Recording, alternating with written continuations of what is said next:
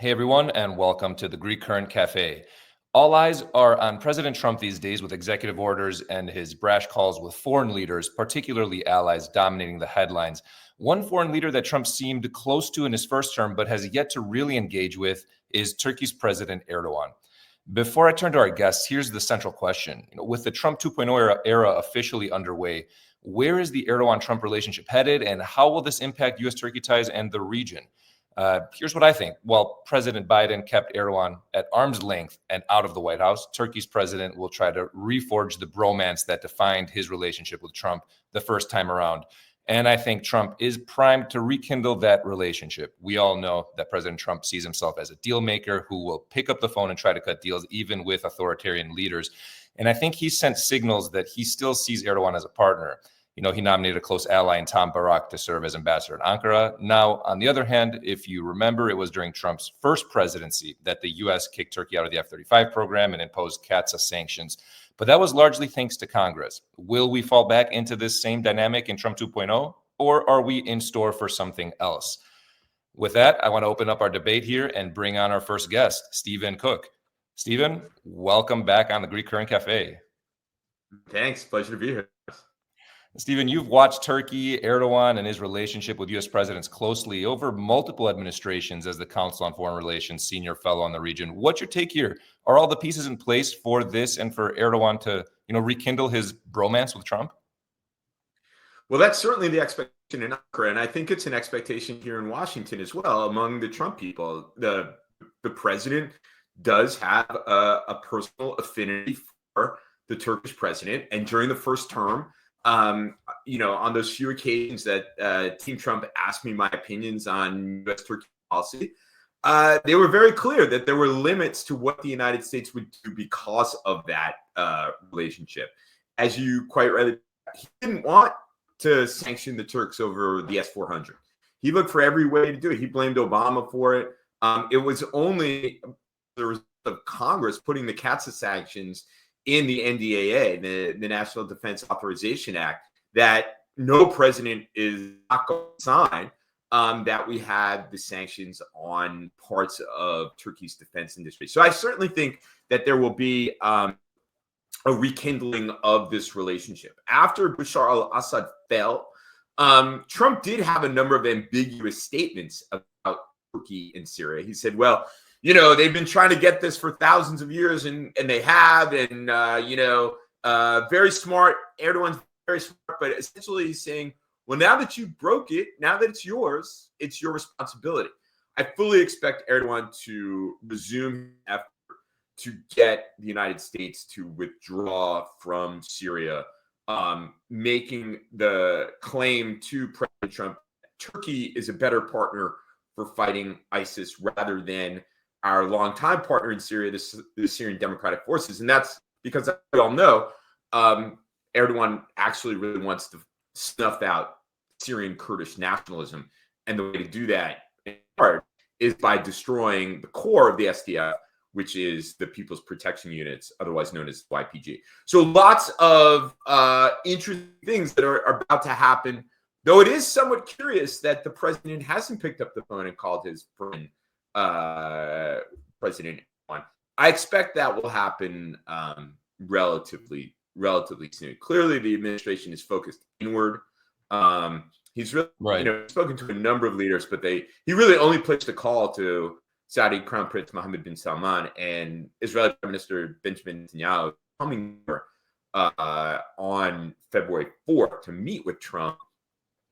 So I think that I like all these EOs, executive orders, are really focused inward. So, but we'll get there. We'll see the call. Let me tag Endy into this chat. Endy, HALC's executive director. Would you agree here? How different are the dynamics in the U.S. Turkey relationship this time around? Well, if you really want to understand the region, since this is product placement day, you should buy Stephen's book, The End of Ambition. I love you, man. And for our Chicago listeners, you can catch him here February 19th. Stay tuned. But the differences they're pretty substantial, starting with, if you go by personnel is policy. When you look at Mike Waltz's history on Syria, maybe Marco Rubio's, and in Marco Rubio's confirmation hearing, he didn't have great things to say about Erdogan and Syria. We don't know if he's going to get Tulsi as director of national intelligence, but she had some interesting comments about the new regime, comparing it or reminding us all of its Al-Qaeda roots. And that's Erdogan's little satellite buddies in Syria.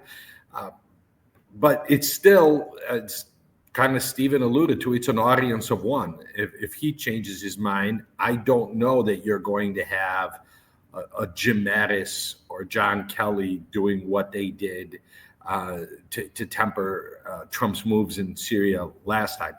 The biggest, I think, changes, Erdogan is now the kind of chief state sponsor of terror. He had, you had a report a couple nights ago that Trump was pressuring Erdogan, even though that was not confirmed by the White House, pressuring Erdogan to make up with Netanyahu. And literally the next day he hosted Hamas. I think that really gives Trump a little less room to play up how great Erdogan is. Michael, welcome to the program. I want to bring you into this chat and bring your expertise to the table. You have a clear view on these developments and write about them frequently for the American Enterprise Institute and the Middle East Michael Forum. was totally into product placement. He's got and a note to our viewers: this is not sponsored, so all of these product placements are. We're just.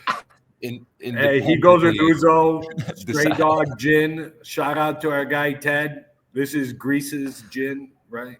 What I urge everyone is not to try the cherry Manischewitz, though. That's my favorite stuff. This is for our Greek viewers when this will be released. But it's still January, so they can have a drink. Well, most people will see this in February, Stephen. So you can. Fair point. Okay. First, let me start by saying I'm wearing a coat and tie out of respect for the Greek people, and I apologize on behalf of Endy and Stephen. Not all Jews are like Stephen. Some of us wear ties. So let me start by saying that. Second of all, when it comes to where we are, I largely agree, seriously, with what Stephen and Endy said. Donald Trump believes that Erdogan is the key to affecting the policies he wants to affect in Ukraine, in Iran. And Erdogan, of course, has whispered the right things into Trump's ear. So when it comes to bargaining, Trump may not really have a strong opinion on the Kurds, but his gut reaction is to defer to whatever Erdogan wants, because the deal that Trump wants to use Erdogan on is more important. And if Erdogan wants to eliminate the Kurds, then Trump isn't going to shed a tear. Now, here's the two things that come out of that. First of all, the Kurds have nowhere to go. They're already right next to the Syrian desert. They're not going to follow the Armenians' path into it. And so if you try to actually eradicate the Kurds in Syria, what you're going to do is have a blowback. And remember, the largest civil war, the largest Kurdish city on earth is Istanbul. Simply in terms of the numbers of the Kurdish population. It's not Diyarbakir, it's not Erbil, it's not Qamishli. So Erdogan needs to be very, very clear that he's playing with fire. But analyzing American politics for a second, Trump really only has about 2 years to implement his agenda. Because after 2 years, the Republicans are going to start peeling off to ready their own campaigns. And J.D. Vance, of course, will be stuck as vice president. But I'd be shocked to see Marco Rubio stay as Secretary of State when Marco Rubio has higher ambitions. And so when you only have 2 years to implement your agenda, the question is whether what Erdogan plans in Syria and Trump standing by and allowing it to happen is going to be the equivalent of the Taliban fiasco at Kabul International Airport. And what we saw with regard to the Biden administration is the botched withdrawal, the messiness surrounding it, ended up derailing for weeks, if not months, the Biden administration agenda. It certainly overshadowed a lot of discussion. And so what Trump needs to understand, and I'll be blunt, what Trump Jr. needs to understand, because he seems to be the one that's driving the anti-Kurdish policy, is that you can kill the Kurds, but if you do that, you're also going to be killing any opportunity for Trump to implement his agenda, because the clock is already ticking. Well, Stephen, I've seen you nod a bit during Michael's answer. What's your take here on this, 2-year window? Erdogan obviously really wants to rekindle this relationship, but how willing is Trump going to be to extend the arm, I guess, and shake hands and maybe invite him to the White House, or, pick up the phone on a weekly basis like Obama used to? Yeah, look, I think obviously Erdogan would very much like to have the White House visit. There was supposed to be a White House visit during the Biden administration, but they canceled it because they were concerned that Erdogan would embarrass the president. He had just been in Germany, and in a press conference with the German leader, had made all these comments about what was happening in Gaza, and Germany is a strong supporter of Israel.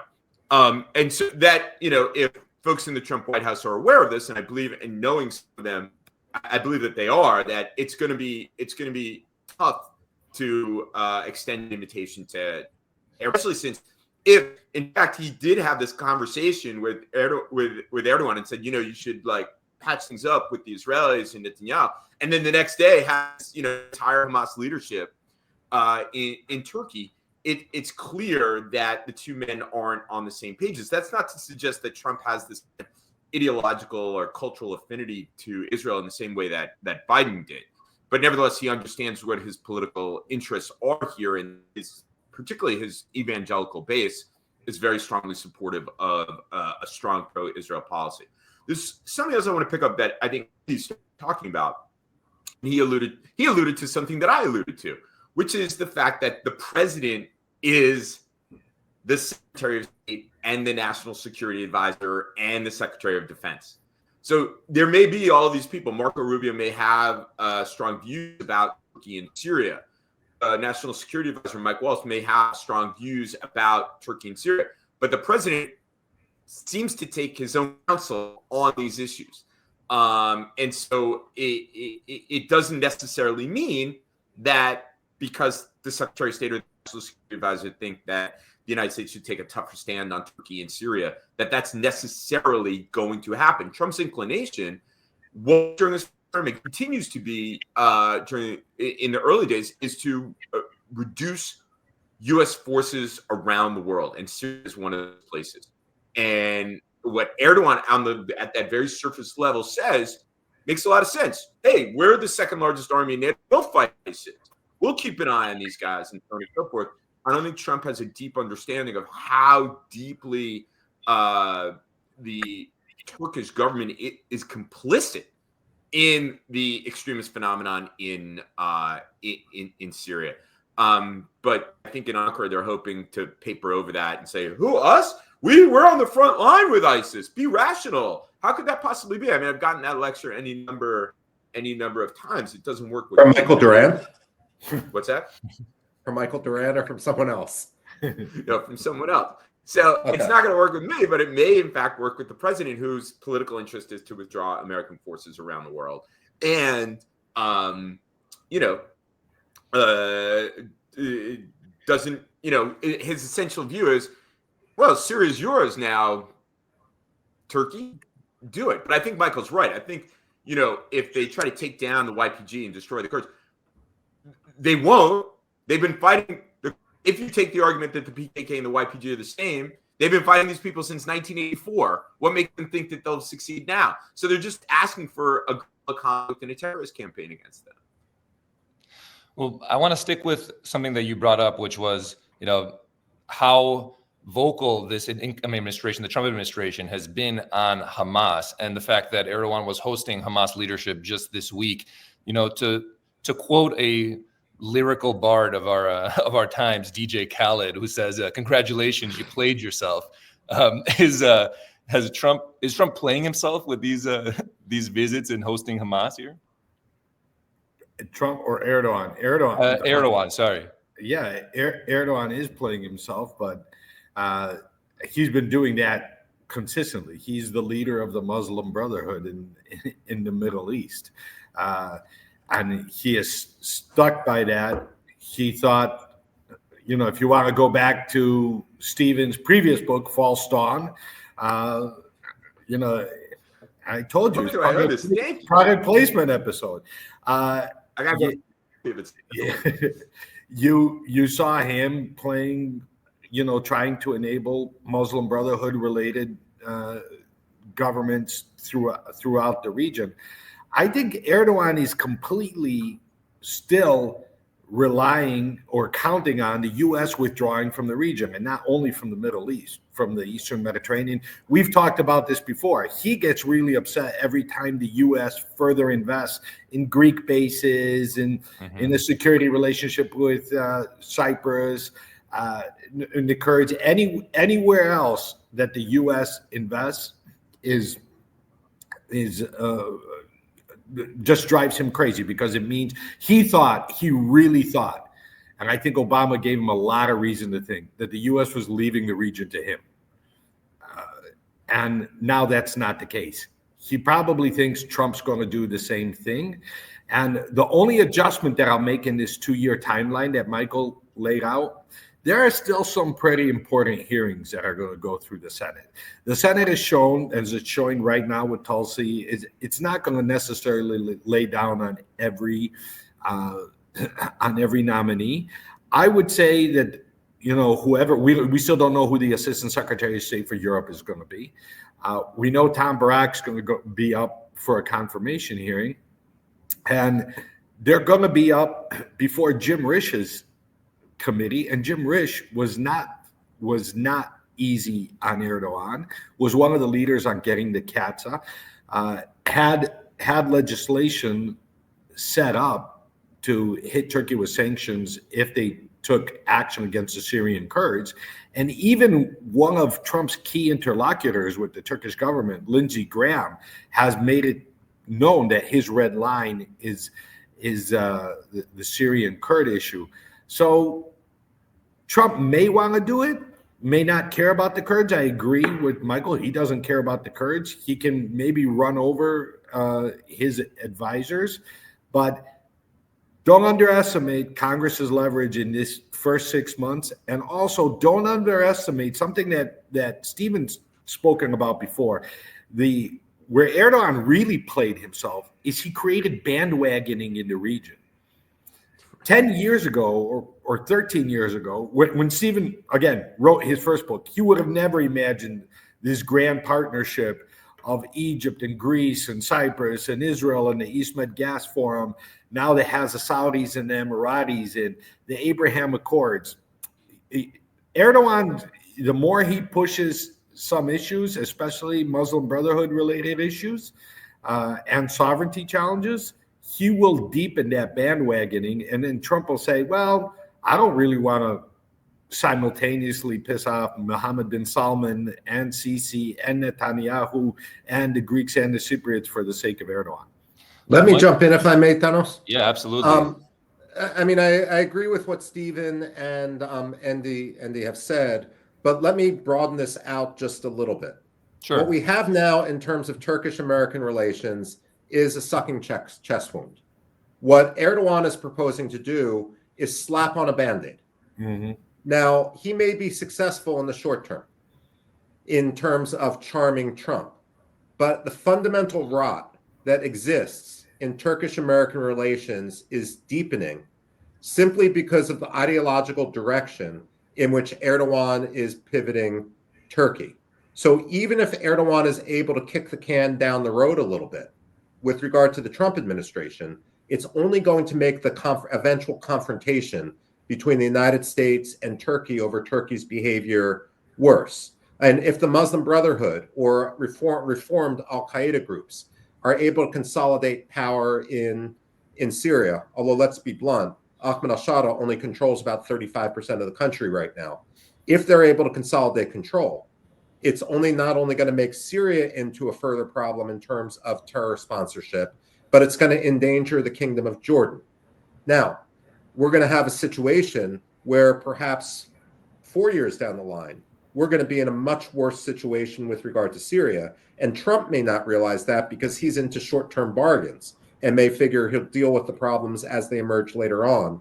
But going back to what Endy said, I do think the Senate of what's happening, we're not going to see another visit like Barbara Leaf to Syria. And when you actually read what Barbara said, it was reasonable. But it was the imagery of implying legitimacy to this new regime. I don't think we're going to see that again anytime soon. One other constituency besides, on top of the Senate, just because next week is the International Religious Freedom Summit, and as in Washington, and as Stephen said, evangelicals are a key part of his constituency. This administration, up and down, said they're going to be protecting Christians, or the protection of Christianity is going to come back to the center of American foreign policy. And Turkey's ally in Syria, and perhaps Turkey itself, is maybe an existential threat for Christians in the Middle East. So remember, Trump's first throwdown with Erdogan was over Christian pastor Brunson. So that's another thing that bears watching. Michael brought up this idea that there's going to be a confrontation down the line, and a key person who's going to have to deal with that is going to be whoever's in Ankara representing the United States. So I want to move us to look at Tom Barak's nomination and who he is. Is this a person that will be able to deal with these crises that could potentially emerge? And why don't we go to Stephen? Yeah. Thanks. I saw Stephen was jumping in earlier. A couple things before I get into Tom Barak. Look, I think that it's important for everybody to recognize, and I'm not sure that the president does recognize, Erdogan sees himself as a leader of the Muslim world, and that puts him in the position where he wants to be the unique senior broker in Syria, and that's a problem because the Egyptians, the Saudis, the Iraqis, these guys all get really nervous around the accumulation of Islamist power in the region. Although I don't expect, I think Endy's right, the bandwagoning against Turkey continues, but I think it'll be in different forms. After all, the NBC have buried the hatchet sort of with the Turks, but a lot of the anti-HTS, a lot of the anti-Ahmed Shara propaganda is coming out of the Gulf. So there's clearly going to be a very significant divide in the region. It may not be as overt as it was and kind of the heyday of the Turks drawing lines across the Mediterranean and, puffing on the chest while building a base in Qatar. But I do think that this is going to be interesting. It's going to put the United States in a difficult position. Is Trump really going to make the choice is he going to choose Erdogan over MBS? I find this hard to believe. There's already talk that Trump's first foreign visit will once again be Saudi Arabia. On Barak, look, something happens to people when they go and serve in Ankara. Barak is someone who's close to the White House, close to the Emiratis. Maybe he's who will stand up to like our friend Eric Edelman did, but everybody else seems to kind of cave. We'll just have to see. I don't know enough. I don't know Barak. I will, to know that whether he'll, fight the fight, or he'll accommodate himself to Turkey. Keep in mind that even if you have these political appointees, you have an entire foreign policy bureaucracy that is oriented to bending over backwards for Turkey. So whatever the ambassador may want to do, the embassy may still slow roll stuff. Main state may slow roll stuff. UCOM may slow roll stuff. So we'll see. I'm not hopeful. And I've been waiting for the throwdown in U.S. Turkey relations that never comes. So even though I see the fissures there, I see the rot. I see the rot deepening and deepening and deepening. And we still pursue basically the Obama policy in Turkey, which is you get what you get and you don't get upset and you excuse away or ignore a lot of the bad stuff. Well, Michael, I want to get your take here. Yeah, the only look, I largely agree with Stephen as much as it pains me to say that, but the one See, Stephen, you should have given him a shout out in the book too. Yeah, exactly. Yeah, I was waiting for my free copy. It didn't come. I'll bring it to lunch on Monday. Okay, fair enough. What I worry about with Barad is that this is the first time, and I'm channeling my inner Endy here. This is the first time that Turkey has really had a ambassador from the United States that could pick up the phone and call the White House, that could call the president, that could potentially get to him if Susan Wiles lets him. And so you have a situation where we've seen how Trump reacts when he doesn't think that the bureaucracy is following his dictates. So the danger with the traditional slow rolling is that you could have a situation where if the ambassador goes truly native and gets frustrated, he will actually call the White House and have the White House take actions, symbolic actions, hanging people at the State Department or at UCOM out to dry. That's what I worry about. Andy, what about your view here? I know Michael has mentioned his concerns. Stephen has talked about this rot that he's seen inside the foreign policy establishment when it comes to Turkey. Where do you see Tom Barak fitting in here? That's going to depend. One, I don't know why it's weird for me that he got this post. He must have asked for this post. He could have asked for a lot. That's right. I'd like to know why.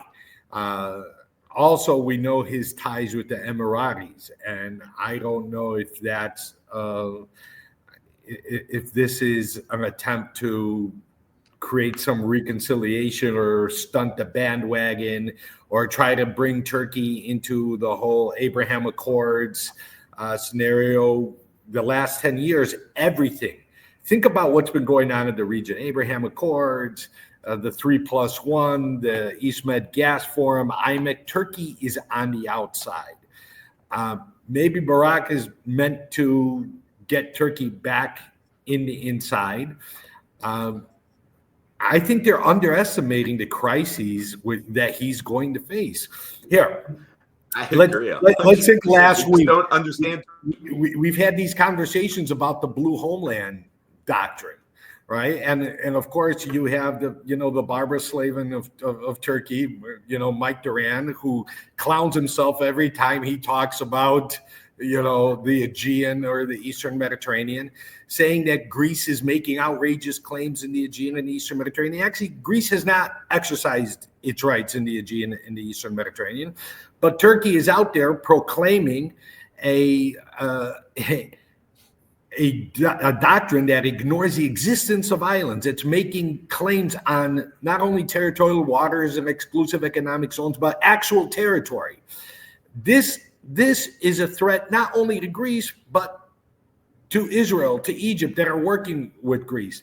It potentially, if IMEC comes back on, it may affect the route that links India to Europe. So there's flashpoints.